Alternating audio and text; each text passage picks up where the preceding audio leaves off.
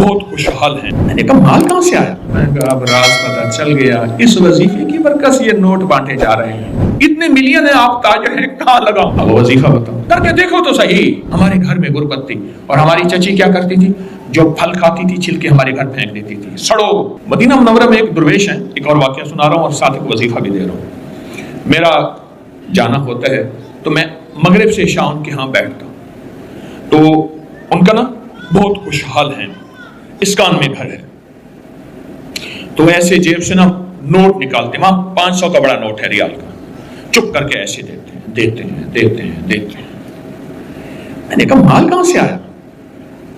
مجھے ایسے زبان پکڑ کہتے چپ، ہنستے ہیں تو پھر اپنی زبان پکڑ لیتے ہیں۔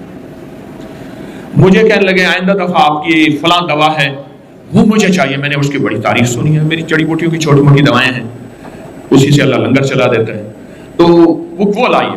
تو میں گیا تو میں نے کہا، کہنے لگے دوائی، میں لایا ہوں، میں کل لاؤں۔ نہیں بھائی ابھی چلو میرے کمرے میں، ہوٹل سامنے تھا۔ جب ہم ہوٹل کے کمرے میں گئے نا تو ان کے منہ سے ایک لفظ نکلا، اچھا۔ میں نے کہا اب راز پتہ چل گیا، اس وظیفے کی برکت سے یہ نوٹ بانٹے جا رہے ہیں۔ ارے ہاتھ پہ ہاتھ مارا زور سے، آپ کو کیسے پتہ چلا؟ میں اس وظیفے کا عامل ہوں، میں نے جھولیاں بھری ہیں، میرے بڑوں نے بھری ہیں، اور یہ صدیوں سے کنز العمال کی روایت ہے، مجھے حدیث کا، میری کوشش ہے ہر عمل کا ثبوت ہو، ہر عمل کا ثبوت ہو۔ تو پھر اپنا واقعہ سنایا جو سننے کی بات ہے۔ کہنے لگے ہم لوگ انڈیا کے ہیں، جب آئے تھے مدینہ تو ہمارے پاس کچھ نہیں تھا، غربت تھی، غربت نہیں تھی، مفلسی تھی۔ مفلسی اس کو کہتے ہیں جس کے پاس فلوس ہی نہ ہو، پائی پیسہ ہی نہ ہو، کچھ بھی نہ ہو، پینی کچھ بھی نہ ہو۔ ہمارے بڑے کیا کرتے تھے، مدینہ کی سبزی منڈی سے گلے ہوئے پھل، گلی ہوئی سبزیاں لاتے تھے، کاٹتے تھے، دھوتے تھے، اور بعض اوقات نہ نمک عورت ہوتا تھا نہ مرچ ہوتی تھی، اتنی غربت، بس ابال کے کھا لیتے تھے۔ ایک درویش آئے، انہوں نے یہ وظیفہ بتایا، اس کو پڑھنا شروع کر دیں۔ کہا بس ہم پڑھتے گئے۔ اب تمنگری کا یہ عالم ہے، مجھ سے کہنے لگے میرے پاس اتنے ملین ہیں، فلاں کاروبار ہے، فلاں کھا گیا، وہ فلاں کھا بھی گیا میرا پیسہ، اتنے ملین ہیں، آپ تاجر ہیں، کہاں لگاؤں؟ تو میں نے انہیں مشورہ دیا آپ خوشبو پہ لگا دیں، خوشبو کا کام پورے ورلڈ میں اچھا کام ہے۔ اب وہ وظیفہ بتاؤ، بالکل مختصر ہے۔ اب اس وظیفے کی روایت بتاتا ہوں۔ کنز العمال ایک حدیث کی مضبوط روایت ہے، حدیث ہے، ایک دکھیارا، غم کا مارا آقا کی بارگاہ میں آیا، یا رسول اللہ صلی اللہ علیہ وسلم، غربت ہے، تنگ دستی ہے، گھر میں فقر ہے۔ تو آپ نے فرمایا جب گھر میں جایا کر، بس 2 چیزیں ہیں مختصر، اللہ والو 2 چیزیں مختصر، جب گھر میں جایا کر سلام کیا کر، ایک دفعہ قل ہو اللہ پڑھ لیا کر، بس وضو یا بے وضو سلام کیا کر اور ایک دفعہ قل ہو اللہ پڑھ لیا کر کے دیکھیں تو صحیح۔ کانپتا ہے دل تیرا اندیشہ ہے طوفان سے کیا، آپ کہتے ہو کیا ہوگا، کر کے دیکھو تو صحیح، میرے آقا کے وظیفے۔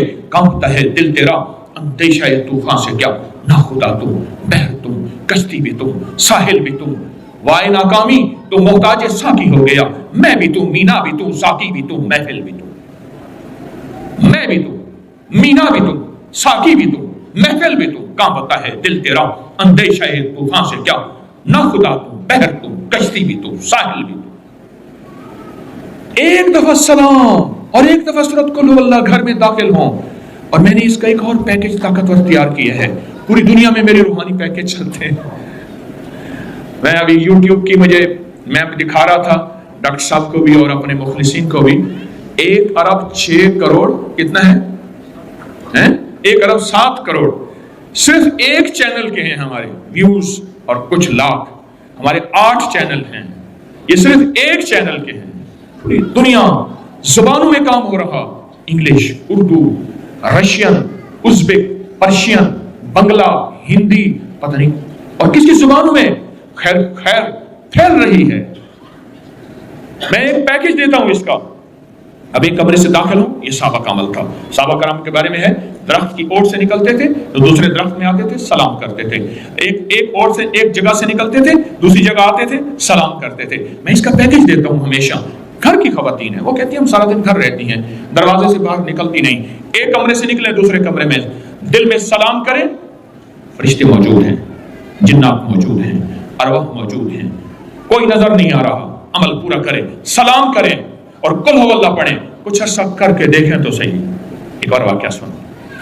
ایک صاحب ہے کراچی میں، ہر سال نئے ماڈل کی گاڑی ان کے لیے پہلے سے بک ہوتی ہے، پہلے سے بک ہوتی ہے۔ ڈیرہ اسماعیل خان کے قریب ایک جگہ، وہاں کے رہنے والے کہنے لگے ہماری چچی، ہم گھر میں رہتے تھے، درمیان میں دیوار تھی چھوٹی سی، وہ مالدار تھے، ہم غریب تھے۔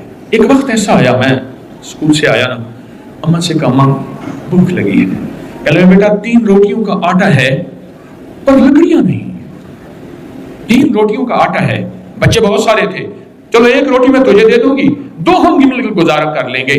ہمارے گھر میں غربت تھی اور ہماری چچی کیا کرتی تھی، جو پھل کھاتی تھی چھلکے ہمارے گھر پھینک دیتی تھی، سڑو ہمیں یہ ہیں، جلو، جو چیز کھاتی تھی ہمارے گھر پھینک دیتی تھی۔ میری ماں چپ کر کے رو کے وہ چھلکے اٹھا کے باہر پھینک دیتی تھی۔ چچی کا حسد یہ تھا، کینہ یہ تھا۔ ہاں، کہا کہ میری اماں باتیں کر ہی رہی تھی تو ہمارے گھر میں ایسے ہوا کیا، چچی کے گھر آئی لکڑیوں کے آگے شاخیں ہوتی ہیں جس میں کانٹے لگے ہوئے ہوتے ہیں، اس نے وہ پتلی پتلی شاخیں توڑی اور کانٹوں والی ساری شاخیں اٹھا کے ہمارے گھر پھینکی۔ اماں کہنے لگی بیٹا لکڑیاں آ گئی۔ پہلی مدد، ایک وظیفہ بتا رہا ہوں میں، کہا کہ میں نے پہلی مدد اس وظیفے کی یہ دیکھی، اماں نے وہ کانٹوں والی لکڑیوں سے آگ جلائی اور روٹی پکائی اور روٹی پکا کے مجھے دی، میرا دل ٹھنڈا ہوا، وظیفہ پڑھتا رہا، کسی فقیر درویش نے بتایا تھا، پڑھتا رہا، آج وہ پاکستان کے بڑے مالداروں میں ہے، اور وہ وظیفہ کیا ہے، سلام اور قل ہو اللہ۔ صدقت یا رسول اللہ۔ جبریل سچا، وہی لانے والا، رب سچا، وہی دینے والا، وہی جس پہ نازل ہوئی، محمد صلی اللہ علیہ وسلم سچے، جن صحابہ اہل بیت نے ہم تک پہنچایا سچے، محدثین فقہا نے پہنچایا سچے، اور یہ مسلسل تجربات بڑھتے گئے۔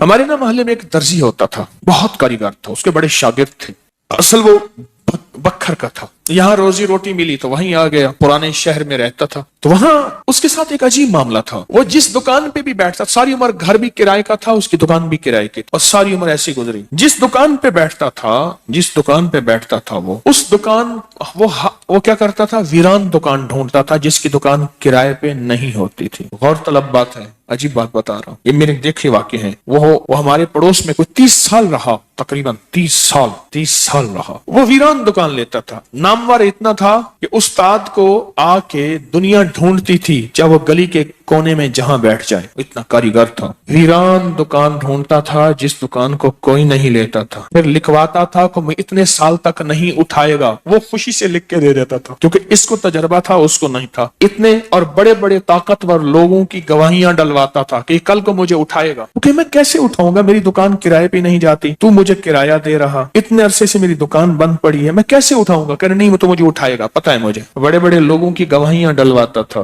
لکھواتا تھا، کرایہ دیتا رہوں گا، دیتا تھا۔ ادھر وہ کرایے پہ بیٹھتا تھا، چند دنوں کے بعد اس کے پاس لوگ آنا شروع ہو جاتے، یہ دکان دے، وہ اگر 20 روپے کرایہ دیتے ہم 30 روپے دیتے ہیں، ہم 40 روپے دیتے ہیں، کوئی کہ ہم 50 روپے دیتے ہیں۔ اب اس کا دماغ بیچارے کا تو ویسے ہلا چیترال گیا، دماغ تو ہلنا تھا۔ وہ اس کو آ کے کہتا کہ مجھے اتنے لوگ دے رہے ہیں، میں نے کہا میں نے تجھے پہلے کہا تھا لکھوا کے دو۔ اچھا یہ چند بار ہوا، جس دکان پہ بھی بیٹھتا تھا اس دکان پہ بیٹھتے ہی اس کے ساتھ یہ معاملہ شروع ہو جاتا۔ اب یہ راز کسی کو پتا نہیں تھا، یہ راز ہے کیا، اس کے ساتھ کیا ہوتا ہے، اس کے ساتھ ایسا کیوں ہوتا ہے۔ اس نے نا ایک دفعہ یہ راز ایک بندے کو بتایا، اس نے مجھے بتایا، براہ راست میں نے اس سے بات نہیں ہوئی، لیکن ہمارا پڑوسی تھا، وہ ایک بندے کو اس نے راز بتایا، ہمارا ایک رشتہ دار تھا، اس کو یہ راز بتایا اور اس کو کہا کہ میرے ساتھ یہ راز ہے۔ اس نے اب جو لفظ کہنا، پہلے میں وہ لفظ آپ کے سامنے بیان کرتا ہوں۔ کہنے لگا بخت میرے اوپر پاگل ہے، اور مجھے بخت میرے اوپر پاگل ہے، میں نہیں چاہتا وال میں کو آتے ولڑ چپٹ جاتا ہے، لپٹ جاتا ہے، میں نہیں چاہتا، آ کے پھر مجھے لپٹ جاتا ہے بخت۔ اچھا جس کی دکان آنے کی ہوتی ہے 100 آنے کی ہو جاتی ہے۔ اچھا ادھر میں دکان چھوڑ کے جاتا ہوں کسی اور جگہ پہ، وہ دکان پھر آنے کی ہو جاتی ہے، پھر جہاں میں جا کے بیٹھتا ہوں پھر وہ 100 آنے کی ہو جاتی ہے، پھر وہ پیچھے والے مجھے آ کے بلاتے ہیں، آپ کی مہربانی آ جاؤ، اس سے کم کرایہ دینا۔ تھا کوئی ایسا, کیونکہ ہاتھ کا کاریگر بہت کم ہوتا ہے جو سر پھرا نہ ہو. ہاتھ کا کاریگر وہ ہاتھ کا جس شعبے کا ہو, تھا کوئی سر پھرا, کہہ رہا میں نہیں جاتا تھا دکان پہ, تم نے مجھے نکالا تھا. ساری زندگی اس نے ایسے گزاری. اب یہ بخت کہاں سے ملا؟ اب بخت کو سن. کہا میرا باپ مزدور تھا, مزدوری کرتا تھا. بڑا ہوا تو اس نے مجھے درزیوں کے کام پہ ڈال دیا کہ بیٹا چلو چھاؤں کا کام ہے تو کرتا رہے گا. میں تو دھوپ سردی گرمی مزدوریاں کرتا رہا, درزیوں کا کام چھاؤں کا کام ہے تو کرتا رہے گا.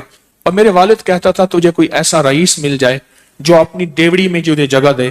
بعض رئیس ایسے ہوتے ہیں جنہوں نے مستقل درزی رکھے ہوئے ہوتے ہیں, ان کا ہر وقت کپڑے سلتے رہتے ہیں. کہہ رہے دعائیں دیتا تھا والد مجھے کوئی رئیس مل جائے. کہ والد کا حادثہ ہو گیا, والد کی ٹانگ ٹوٹ گئی. والد کی بوڑھی والدہ تھی, میں ہم والد کی خدمت کرتے تھے. والد دعائیں دیتا تھا, ان پڑھ تھا. کسی نے والد کو اللہم صلی علی محمد بتا دیا, بس یہی پڑھتا تھا.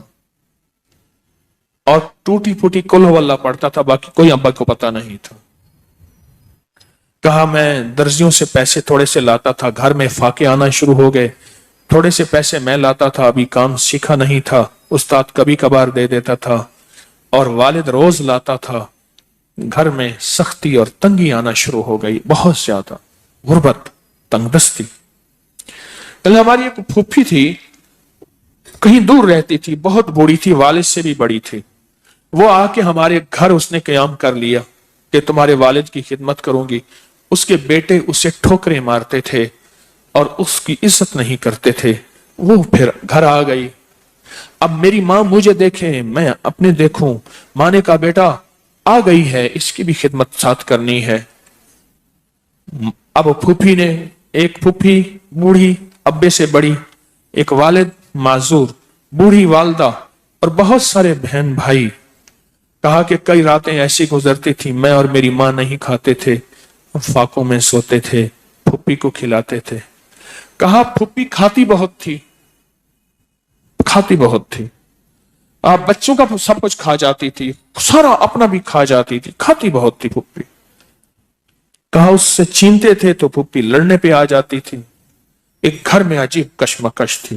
کہا ان سختیوں تلخیوں میں ان کی خدمت کرتا رہا, باپ کی ماں کی خدمت کرتا رہا, حتیٰ کہ والد پتہ نہیں کتنے سال کہے مجھے بھول گئے, فوت ہو گئے.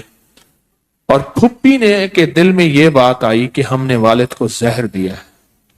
اس نے سارے جہان کو کہنا شروع کیا کہ انہوں نے والد کو زہر دے دیا, میرے بھائی کو مار دیا.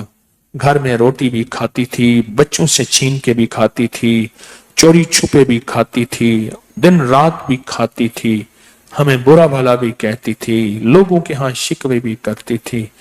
پھوپھی نے جینا حرام کر دیا. کہا میری ماں کہتی تھی بیٹا کوئی بات نہیں, برداشت کرو. برداشت کرتے کرتے پھوپھی بھی چلی گئی اور اس کو اللہ کی امانت کو اللہ کے سپرد کیا. اور پھر اب ماں رہ گئی.